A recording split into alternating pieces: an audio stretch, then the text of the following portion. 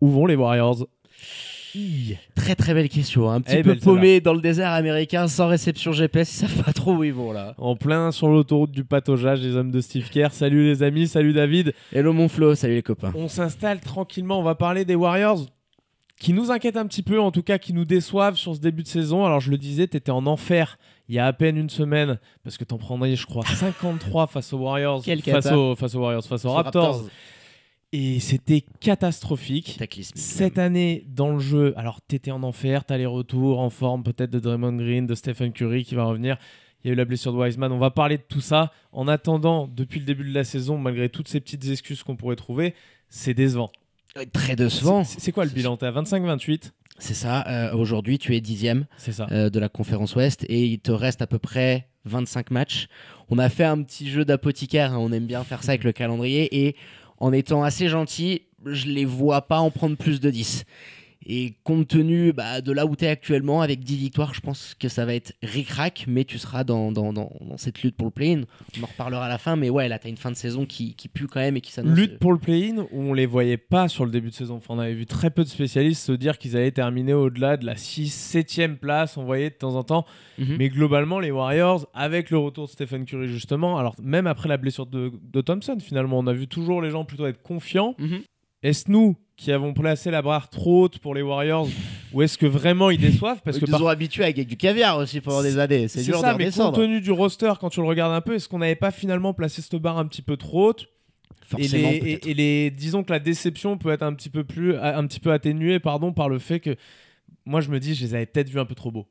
Ouais, alors moi je les voyais 6 ou 7 honnêtement dans les petites prévisions que j'avais notées. Tu les as mis 7 et moi 6. Voilà, tu vois, donc lutte play-in et c'était à peu près dans les eaux où je m'attendais à voir cette équipe. Alors bien évidemment, je pense que ce qui détonne de cette saison, c'est le fait que dans le jeu, on a du mal à retrouver cette patte, ce Golden State, ce ballon qui tourne. Alors t'as plus forcément les mêmes joueurs. T'as un banc qui est complètement démuni. Il y a plus Kevin Durant. Oui, mais c'est un jeu. Ce jeu dont tu parles, tu l'avais l'an passé avec toutes les galères que t'as connues aussi. C'était complètement différent. Je pense que la fanbase de Dub Nation qu'on a sondé d'ailleurs, l'ami de Dub Nation et bien sûr qu'on embrasse, qui fait un boulot énorme.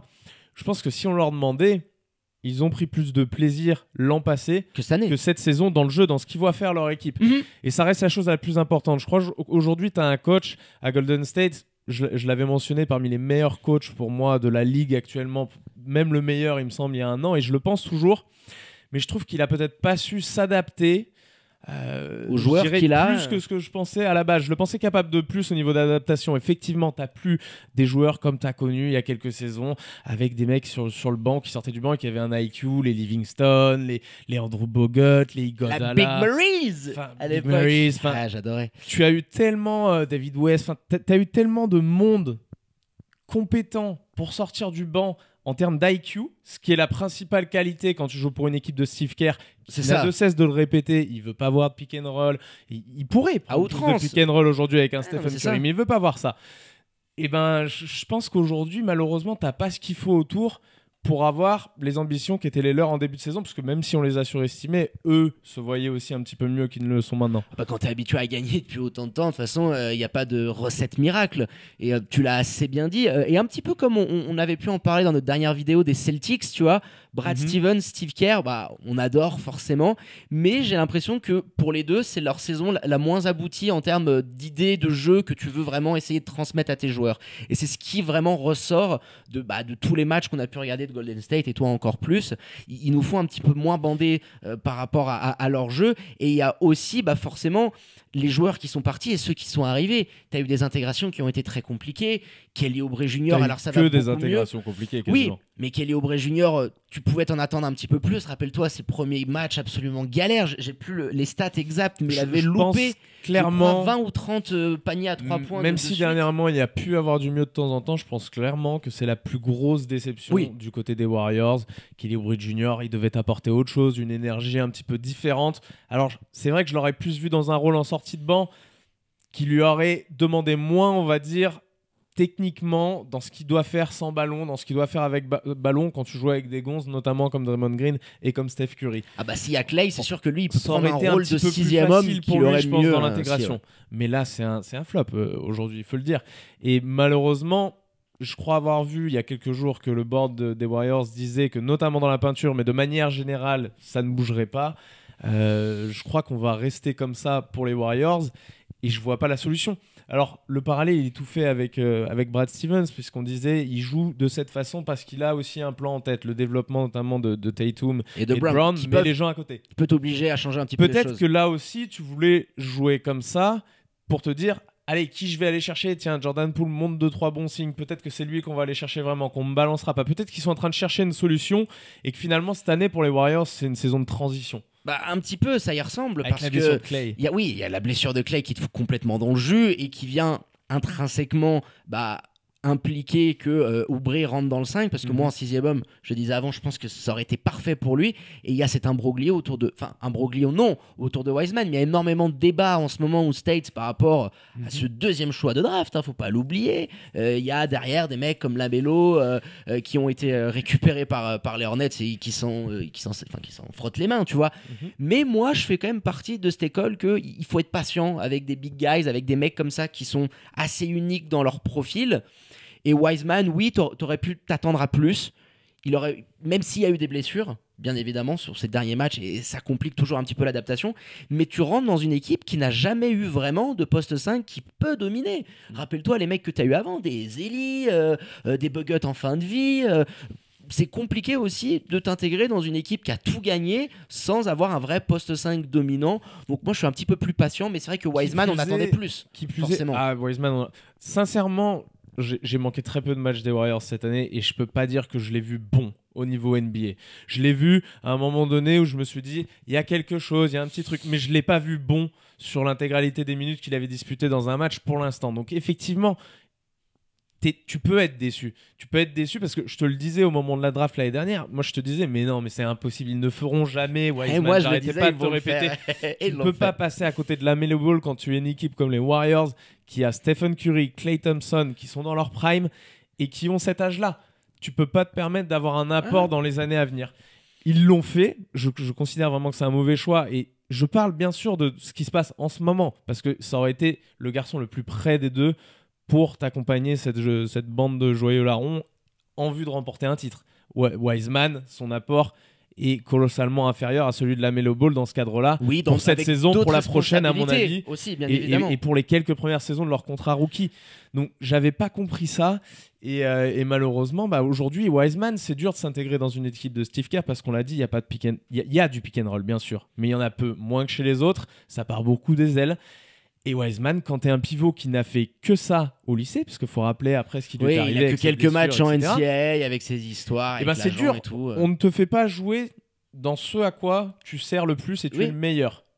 Et c'est compliqué pour lui, c'est un rim runner aussi. Mais il y a un peu de jurisprudence des Dayton aussi. Rappelle-toi, forcément, quand tu es sur l'année de draft de tous les ovnis qu'il y avait derrière, ça pose des questions. Mais aujourd'hui, 3e année, il commence à vraiment bien se développer. Je pense que c'est aussi une des grosses raisons pour lesquelles Phoenix brille. Et moi, je dis wait and see parce que je suis persuadé qu'avec un peu attention, plus je disais pas patience, même dans 1 ou 2 ans, ça peut être un joueur. Parce que tu l'as dit, 3e année. C'était vraiment dans ce sens-là, moi, que j'expliquais par rapport à la LaMelo Ball. C'était parce que je trouvais que LaMelo Ball, tout de suite, dans l'immédiat, était celui des deux qui était le plus près. Ça se trouve, moi, Wiseman aura une meilleure carrière que LaMelo Ball, je sais pas. De ce que j'ai vu de ces deux garçons, je pense pas, mais c'est possible. Ça, je le remets pas en question. Peut-être que les Warriors s'attendaient à un impact un peu plus immédiat, mais voilà, il faut aussi mettre en perspective le cas Wiseman, parce qu'il y a eu énormément de talk shows qui en ont parlé. Voilà, je pense qu'il faut un petit peu calmer le jeu. Il est pas. Oui, c'est vrai qu'on a vu, il a pris des boîtes à claques qui sont sorties un petit peu de partout. C'est la même chose que Ayton il y a 2 ans. On se disait, non, mais mon Dieu, l'autre, il a été choisi en numéro 1. Vu qu'il y a derrière. Et derrière, cette année, tout le monde se dit, oh mon Dieu, Ayton avec Chris Paul. Ouais, mais bon, les grands, ça va être que ça prend du temps. De plus en plus dur pour eux dans une ère où ils sont de moins en moins utilisés et à faire des choses qu'on ne leur demandait pas par le passé, je dirais, notamment avec le shoot à 3 points, avec le pick and pop, avec toutes ces choses-là. Il y a eu des mauvaises choses, on vient d'en parler un petit peu du côté des Warriors. Tu as aussi, on va dire, le petit rayon de soleil. Quelques éclaircies qui sont arrivés. Stephen Curry qui revient de blessure. Alors, c'est pas encore au max, mais on voit que ça fait déjà du bien. 30 pions, 38. Il se démerde plutôt pas mal pour nous donnait envie de regarder les Warriors, je dirais. Et c'est le rayon de soleil avec Draymond Green à ses côtés qui revient à un niveau un petit peu décent, je dirais. Ah oui, c'est sûr que quand tu compares aux 2 dernières saisons de Draymond Green, avec toute l'histoire de sa prolongation, on sentait plus le mec impliqué en saison régulière comme il avait pu nous habituer dans les années 2015, 2016, 2017, tout ça. C'était vraiment un mec qui switchait que en mode playoff. Et l'année dernière, enfin les 2 dernières saisons, je pense qu'ils sont un peu dans la caricature. C'est un mec, tiens, donne-moi ton avis parce que... Oh putain, les volets, ils sont en train de casser de partout. Il y a la tempête, il y a la tempête dans le studio. Donne-moi ton avis. Il y a, pour moi en tout cas, Draymond Green, c'est un joueur sur les dernières saisons. Et même, je vais parler de l'histoire en général, qui en mode playoff mode est très très haut dans mes joueurs, dans mes top players. C'est un gars qui en playoff a su te montrer qu'il pouvait avoir un apport extrême. Je me rappelle, je crois, ce Game 7 où il est à 30 points, 12 rebonds, facile. C'est lui le meilleur score du Game 7 de ouais, c'est ça, 30 points, 32 points, il me semble. Avec une adresse à 3 à la première mi-temps. Rappelle ça, la première mi-temps, c'est absolument scandaleux ce qu'il fait. Draymond Green, alors je sais pas si tu seras d'accord avec cette analyse et le fait que je le vois très haut dans les top joueurs, mais aujourd'hui n'est plus le même. Donc même si ça vient dans la case rayon de soleil, il faut bien considérer que c'est plus... J'ai l'impression que certains ont une attente envers Draymond. C'est plus le même joueur. Alors c'était pas un joueur qui te mettait 30 points en régulière, mais c'est un joueur qui a été capable en finale dans un Game 7 d'en envoyer 30 sur la truffe de l'autre côté, et je suis pas sûr qu'on puisse le revoir faire ça même à un tel niveau d'excellence. Ouais, alors déjà il faut qu'ils y retournent à ce niveau d'excellence parce que pour l'instant, mais même si on les voyait, je suis pas sûr de voir un Draymond comme ça. Je pense pas que ce soit le même. Il y a un petit peu d'âge aussi parce qu'il prend de la bouteille, il y a des kilomètres au compteur, et c'est vrai qu'il était dans ce 5 qui était aussi très particulier, ce small ball à outrance où souvent il jouait pivot et il obligeait l'équipe en face à adapter. Ouais. Et voilà, par exemple les Cavs alignaient Kevin Love en poste 5, et c'est vrai que dans ce style-là, il brillait énormément. Moi, je suis d'accord dans le sens où cette année, c'est redevenu un joueur digne de ce qu'il a été au multiple All-Star, Team USA et tout le tralala. Mais je pense que il a atteint un pic, un prime qu'on reverra peut-être pas. Qu'on reverra, je pense peut-être pas. Alors, il est toujours aussi important, je pense aussi offensivement. On le voyait sur les dernières saisons. Pas envie de prendre ses shoots, il était grand ouvert, ça finissait en airball. Là, je le retrouve plus impliqué, il a fait des pointes à 15, 20 pions ou plus, et il permet à Steph aussi de briller, parce que quand il retrouve les deux larrons, c'est vrai qu'en point, il aime beaucoup arroser à gauche, à droite, et là d'avoir... Tu imagines, j'en reviens encore à ça, mais tu imagines la Melo Ball en plus dans l'intégration du jeu de Warriors pour un Stephen Curry complètement off-ball. Enfin, oh, c'est what if. Je m'en remettrai jamais celui-là. Sincèrement, je m'en remettrai jamais. Et j'espère qu'il me fera mentir le père Wiseman à l'avenir, mais tu te dis cette association là cette année, tu imagines la dinguerie que tu avais sur le pu être costaud avec un joueur qui a un potentiel défensif aussi capable d'être développé pour permettre à Steph dans son prime d'être lui aussi dans son prime au niveau défensif, on va dire, ou pas loin. Ouais, pas loin. Et qui peut aussi compenser ça, parce que le Steph, moi j'ai une petite question, il y en a pas mal sur Twitter qui nous demandaient, je pense pas qu'il est revenu au niveau de 2016, mais je le trouve plus complet. Non, je trouve plus complet dans ce qu'il est capable de faire. Et tu vois, alors bien évidemment, cette année, l'équipe dominait, même 2015, elle roulait absolument sur tout le monde. Mais je trouve que dans ce qu'il est capable d'amener aujourd'hui, il s'y rapproche, et j'adore peut-être limite encore plus la version de Steph maintenant, tu vois. Je pense c'est que un peu comme phénomène... LeBron, tu vois, on se disait est-ce que le LeBron des années Miami, moi je préfère le LeBron de 2018 à Cleveland, mais je pense que c'est aussi un phénomène du fait que Steph Curry est perdu depuis la dernière fois où on l'a vu au sommet de son art, pour l'opinion publique je parle. Donc tu as ce joueur qui a perdu, ça ramène un petit peu une cote de popularité parce que les Warriors étaient un petit peu les vilains petits canards avec l'arrivée de Kevin Durant. On aimait bien les détester. T'as ça, et t'as aussi le fait que ce gars-là était absent pendant longtemps. Et qu'est-ce qui nous a manqué, bordel? Le bougre. Ça aussi fait que les gens se disent aujourd'hui sa saison elle est aussi exceptionnelle. Je pense pas qu'elle soit aussi exceptionnelle que, j'ai pas dit que celle en question. Pas loin, mais je pense pas loin, tu vois, je le mets juste exactement. Un cran en dessous. Je pense que c'est un sa deuxième gros meilleure pourcentage saison. de ça. Mais Steph ne sera probablement plus jamais non plus, je pense, le joueur dont on parlait en 2016. C'est pas grave, il est déjà magnifique. Mais tu as ça. Tu as le fait que Draymond Green, on en a déjà parlé. Je mets le 3 avant le 2, moi ça va plus. Draymond Green, on en a parlé. Probablement que son pic de forme, il l'a déjà atteint et qu'on ne reverra plus performer à ce genre de niveau. Et je pense Thompson qui sort de 2 énormes blessures utopique aussi. De penser. Et aujourd'hui, en tout cas, si tu es les Warriors, tu peux pas te dire je vais rien dépenser sur le marché. Je vais pas changer parce que tu as besoin de ramener du sang neuf, je pense. Tu peux plus regagner avec ces mecs-là, je crois. Tu peux pas ces mecs-là. Tu peux pas gagner avec ces mecs-là autour, disons, qui n'ont pas Andrew Wiggins, on en a un peu parlé aussi, alors qui est peut-être un peu plus satisfaisant quand même beaucoup plus satisfaisant que notre ami Kelly Oubre, mais c'est jamais trop quoi en penser. C'est ça. Je crois, regarde, dans mes notes, j'avais noté Wiggins, que dire à propos de lui? Parce que des fois, t'aimes bien ce qu'il fait, mais tu t'attends un peu plus. Tu te dis, ah, il défend bien, et derrière, il y a une absence. C'est le joueur où on a fait un petit peu abstraction de toutes les promesses que peuvent forcément engendrer une étiquette de first pick à la draft. Mais c'est le haut et le bas, ça souffle le chaud et le froid. Dès qu'il y a une rumeur de transfert, il est là. Et derrière, il va te faire une grosse semaine. Donc ça, j'en reviens à Mélaron. Je disais Wiggins, Jordan... Mais tu as pas, avec Steph Curry, Klay Thompson et Draymond Green seulement, l'opportunité aujourd'hui de gagner. Avec le retour de Klay dans l'état qui sera. Et en tout cas, tu ne peux pas te permettre de l'attendre dans ces conditions-là. C'est-à-dire des conditions, t'es 10e bilan aujourd'hui. T'as un calendrier à venir qui est fou, t'as 2 fois les Nuggets, t'as les Pels 3 fois. Ouais, non, mais dans les matchs vraiment très prochains, alors ils vont jouer cette nuit contre les Nuggets, ils les ont 2 fois, ils ont les Sixers, les Celtics 2 fois aussi, il me semble. Ils ont Philly, ils ont un... Là, clairement, on va le voir dans les 10 prochains matchs. En fin de saison, t'as un tour. C'était bien joué, malheureusement, ils sont tellement en train de tanker pour toi, les Wolves, que ce top 3 protégé que t'avais pris aux Wolves, probablement va leur revenir, à moins d'un gros coup de chance. Il devrait leur revenir aux Wolves. Toi, dans tes 10 prochaines journées, on va voir si clairement, avec le retour de Steph, avec ce qui peut se passer avec un Draymond Green et puis tout ce qu'il y a autour, Wiggins, tous les joueurs dont on a parlé, si quelque chose de positif se prend, il y a la blessure de Wiseman qui remettra pas les pieds cette saison sur les parquets visiblement. Mais si toutefois ça tourne en positif, ok. Si sur les matchs qui arrivent, tu essuies encore des défaites, tu fais encore une série en 2-8, en 3-7. Tu sors la boîte à tank un peu là? Je pense, là actuellement t'es 11e, t'es lottery pick. T'es 11e choix de alors oui, alors on avait regardé, t'es 19e bilan. Donc si tu prends un choix dans les probabilités, t'es top 11. On va dire un lottery pick pour l'instant. Je serais pas étonné que les Warriors, aussi compte tenu de ce qui se passe avec le coccyx, il me semble, de notre ami Steph Curry. Oui, et puis la draft que t'es en train d'avoir potentiellement là.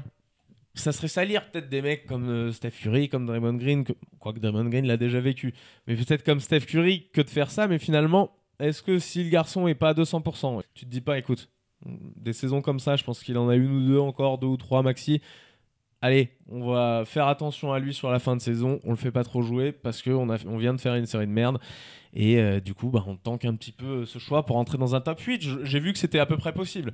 Ça va se jouer dans les ça va jouer à ça, à 3-4 en haut ou 3-4 en bas. Hein. Si tu commences à enchaîner les défaites, il faut espérer que Steph Curry soit stratosphérique.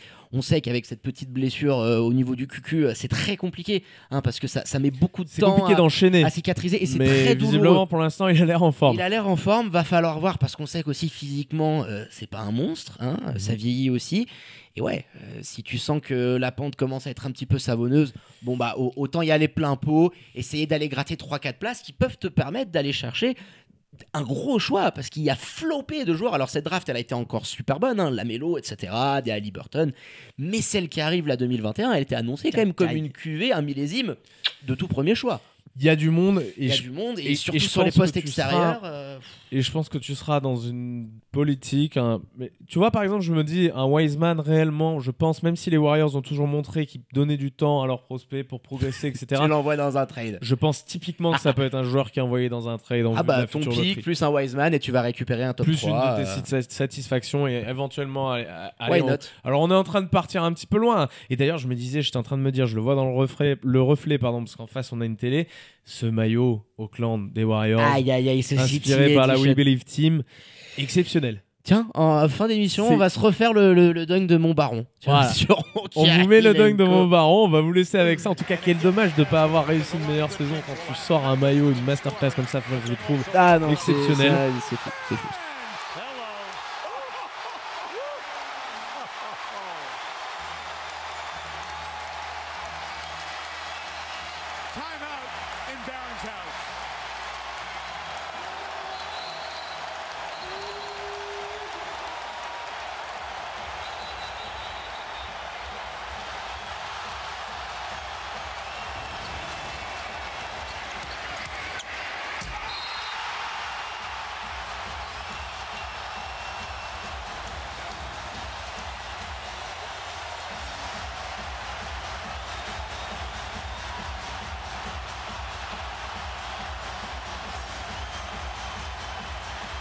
after this dunk that was replayed while we were in break 7 times.